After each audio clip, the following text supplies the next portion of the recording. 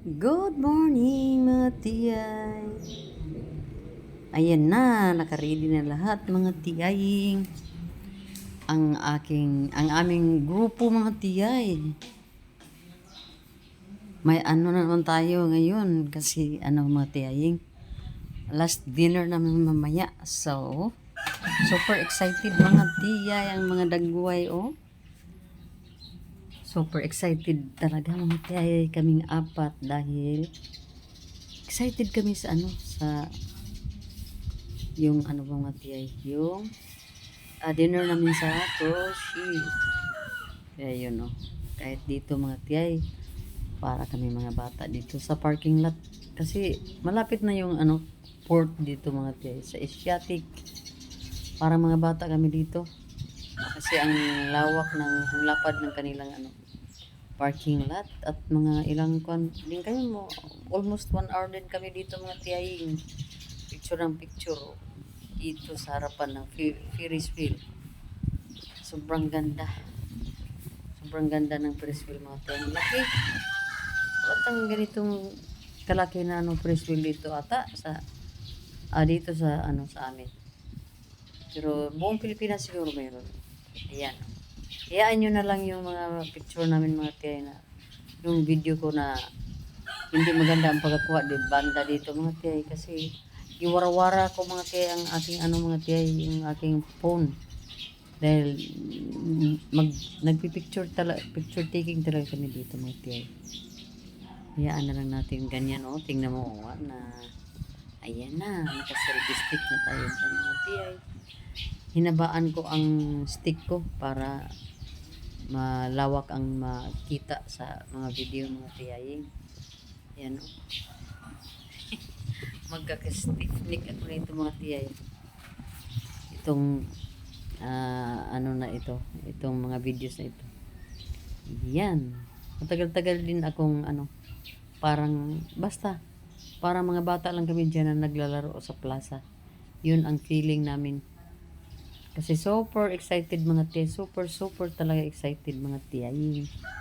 Mga ignorante kasi first time pa namin na mag magdayan sa barko. Yung sa cruise ship ayan. Ang mga tiyay ko mga magaganda. Yan. Yung dalawa andun pa sa bandang likod kasi hindi pa natapos yung shooting nila mga tiyay. Pero kami ni Tiyay Lorna naglakad-lakad na mga tiyay pero yung kamay ko hindi pa rin nakabitiw sa aking selfie stick mga tiyay. Ayan, masikip medyo yung dinaanan namin kasi nagitnaan kami ng mga sasakyan. At dito sa harapan mismo ng Ferris wheel, nakatingin kami mga tiyay kasi na-amaze kami. At yun yung daanan diyan, daming dumadaan diyan. Hindi lahat na dumadaan diyan mga turista.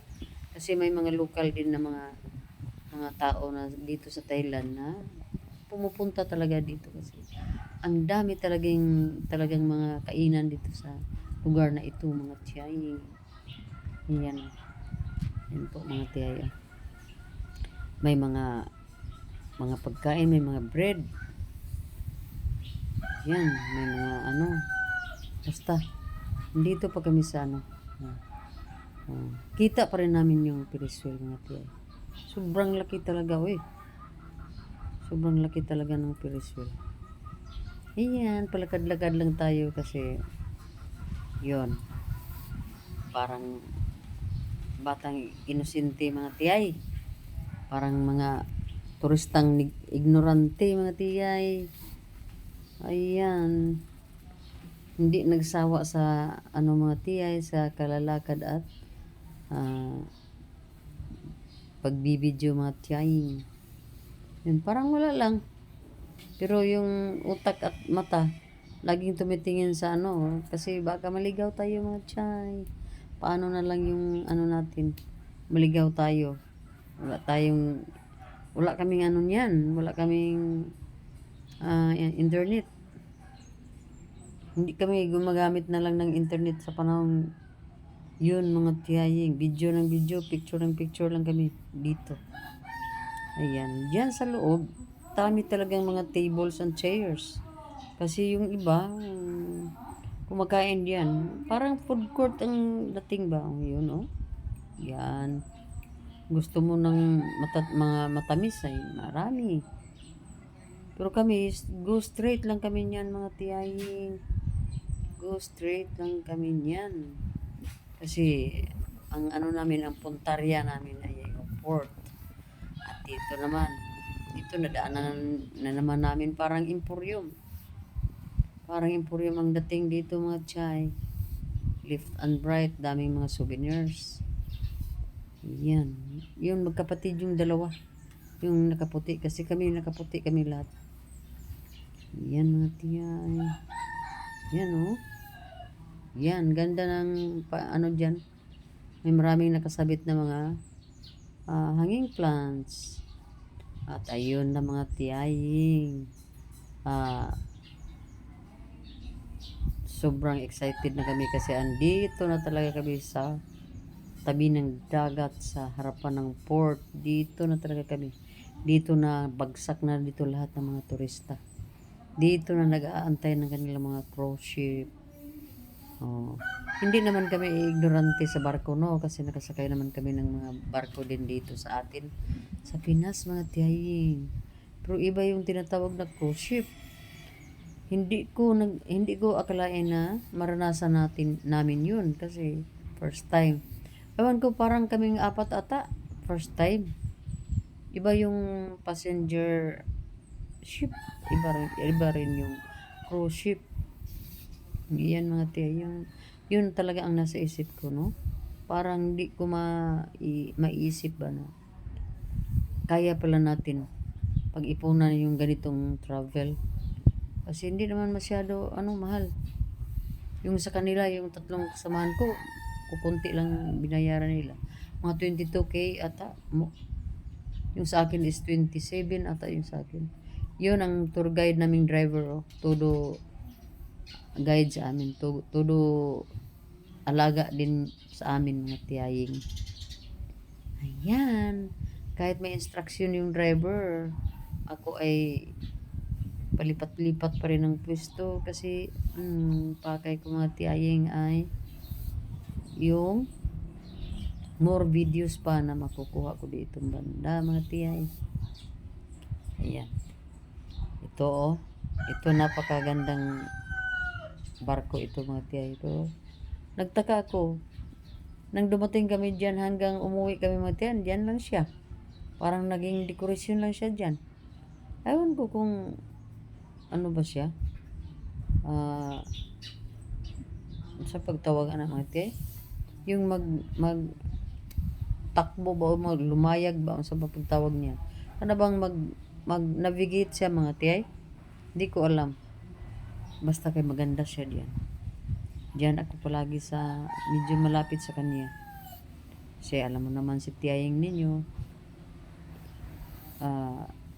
naninibago sa bagong experience na namin na experience namin sa tour namin dito sa Thailand. So, tiyay, hindi pa masyado madami yung mga tao, no? Kasi yung oras talaga nila ay hindi pa kasi may lahat kami mga turista may naka-assign na kami ng mga barko, mga tiyaying. At yun tagway ni tiyay tagway ni tiyay, grabe ka excited, sobrang excited. Medyo pa yan mga tiyay, maliwanag pa yan kasi mga siguro yun mga hindi ko na matandaan, mga 5:30 or 6 na ba yun PM, basta mga dyan lang kasi yung boarding din namin ay mga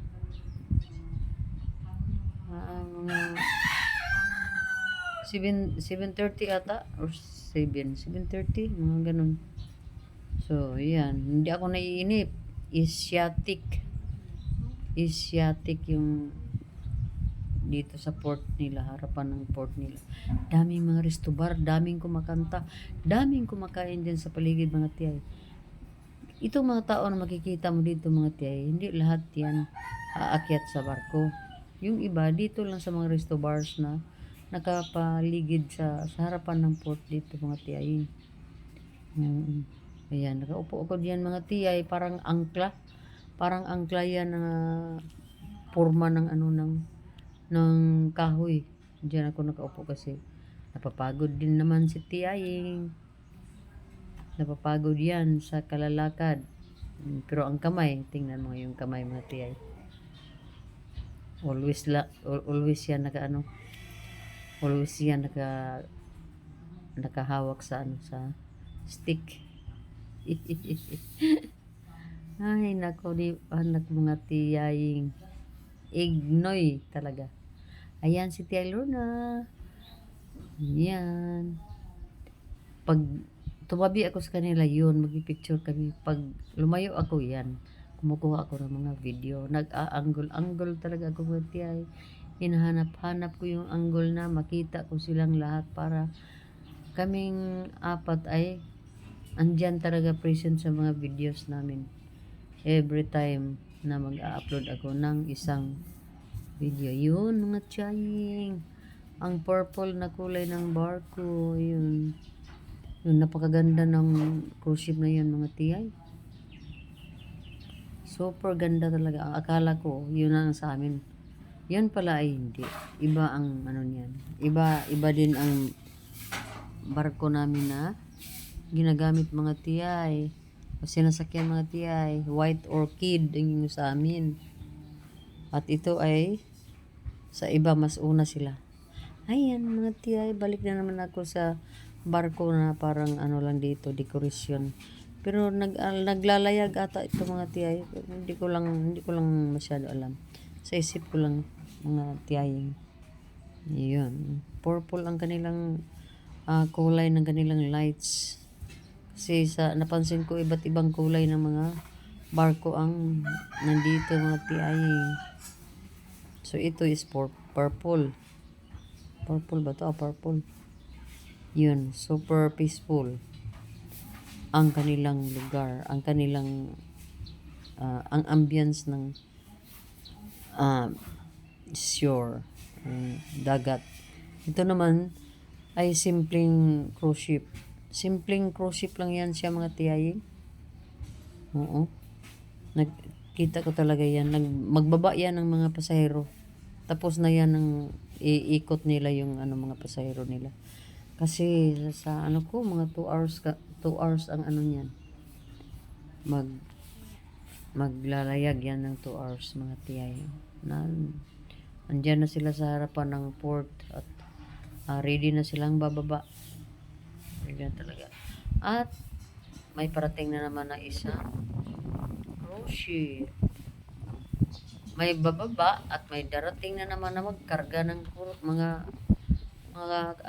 tourist. Ayan mga tiyay. May nakita pa tayong isa doon. Yung blue color ng mga nila. Maganda ito. Ito si purple. Si purple ata to yun ang kanina mga tiyay. Yun.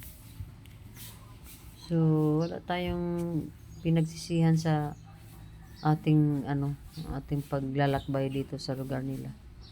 Kasi hindi natin to naranasan sa ating sariling bayan, mga tiyaying. Kailangan pa natin puntahan ang ibang lugar para ma-experience ang ganitong mga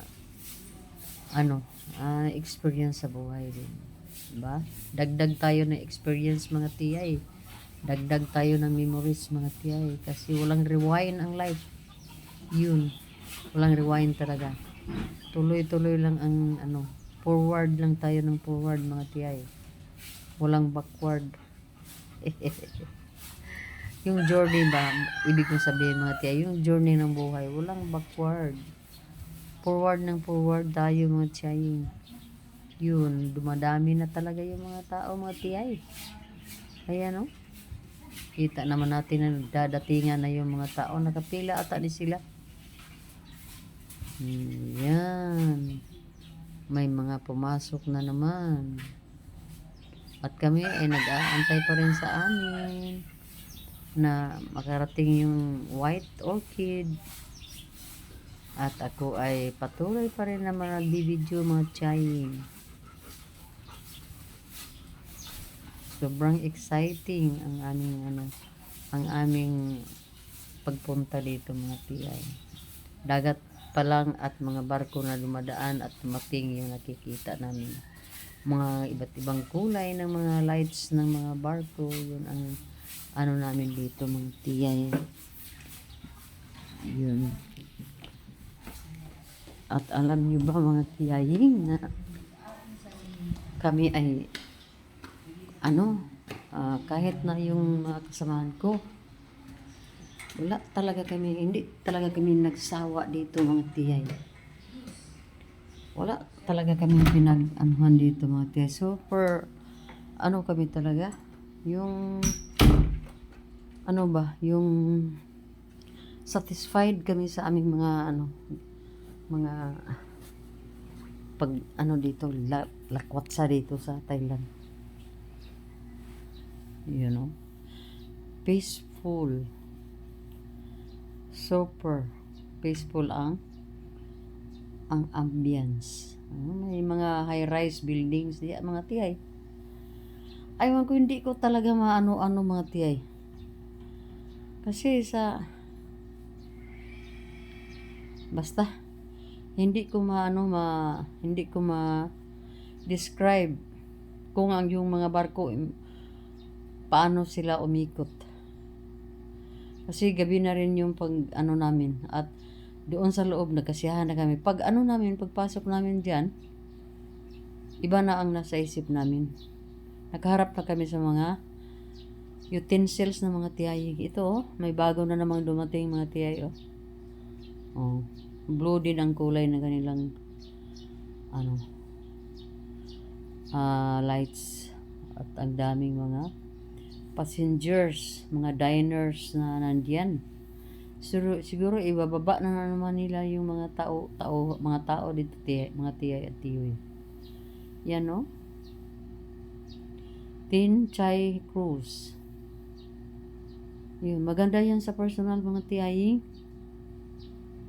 Magandang design ng barko na yan. Iba't iba ang design ng mga barko dito. Yan. Nagka-blue at nagka-pink ang color ng ng tubig ng dagat mga tiyay. At alam mo ba dito sa port, attraction din yung mga high-rise buildings din mga tiyay. Ang ganda nila, parang nasa gitna ng dagat ba? Paggabi, parang nasa gitna ng dagat. Kaya nga hindi ko kung paano umiikot yung mga barko. Kasi kung tingnan mo, parang nasa gitna sila. Yan, si Tiyay gustong kumuha ng video na makita talaga yung mukha at ang barko. Yan mga Tiyay. Ignoy ka, Tiyay. Parang sobrang ignoy ka. Nakasakay ka naman ng barko. Pero iba ito dito mga Tiyay. Cruise ship ito. So yun mga kasamahan ko mga tiyay, napapagod din sa kalalakad, kaya yun nakaupo sila. Ako lang yung palaging nakatayo mga tiyay kasi video yung ko, yung ginagamit ko. Yan mga tiyay. Ako ang super pagod dito sa lahat na kami na apat. Ayan na. Aywan ko lang kung anong sinasabi niyan. Basta ang ibig sabihin lang niyan mga tiyay ay gustong makuha ang view ng barko at ng mga high-rise building. Yun lang ang ni tiyay. Nagsibabaan na ang mga diners. Tapos na yan sila, busog na yan kasi bumaba na. Pero hindi pa rin yan ang barko namin mga tiyay. Iba pa. Medyo matagal-tagal pa rin yun amin. At gaya ng sinabi ko na todo pa rin tayo. todo pa rin ang hataw ni Tiyayeng sa pagbibidyo. Parang hindi ka napapagod, Tiyay. Oh, mukha mo, Tiyay, ah. Ito na. Ano yan?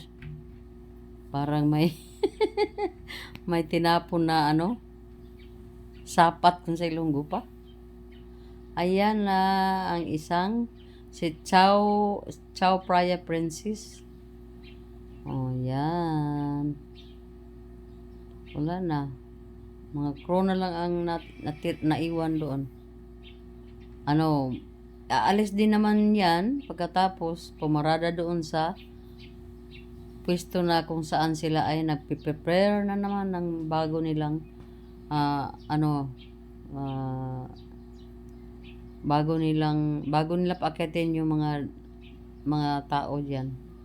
Maglinis, mag-ano na naman ng mga pagkain. Yan ang ginagawa nila mga Tiyayeng. Aalis yan dyan kasi may pumarada na pong bago. O ibang barko na naman. So, tingnan natin mga Tiyay kung ano pang next move ni Tiyayeng. O, yan si Engineer Palir. Taga City Engineering ito mga Tiyay. Third engineer ng Kauswagan, Cagayan de Oro Engineers Office.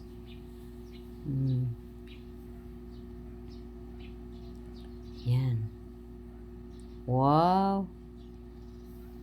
Kita pa rin yung Ferris wheel mga Tiyay.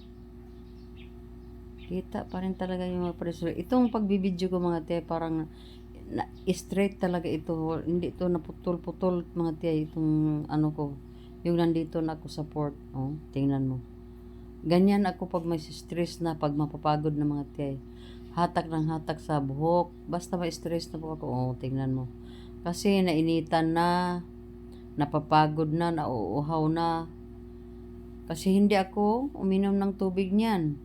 Kasi takot ako na maghanap na naman ng CR. Kaya pinigilan ko mga Tiyay yung pag-inom ng tubig. Yan, kaya feel ko na yung stress. Stress na talaga, pero hindi pa rin ako na umupo diyan.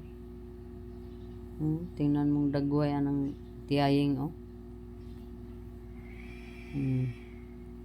Huy!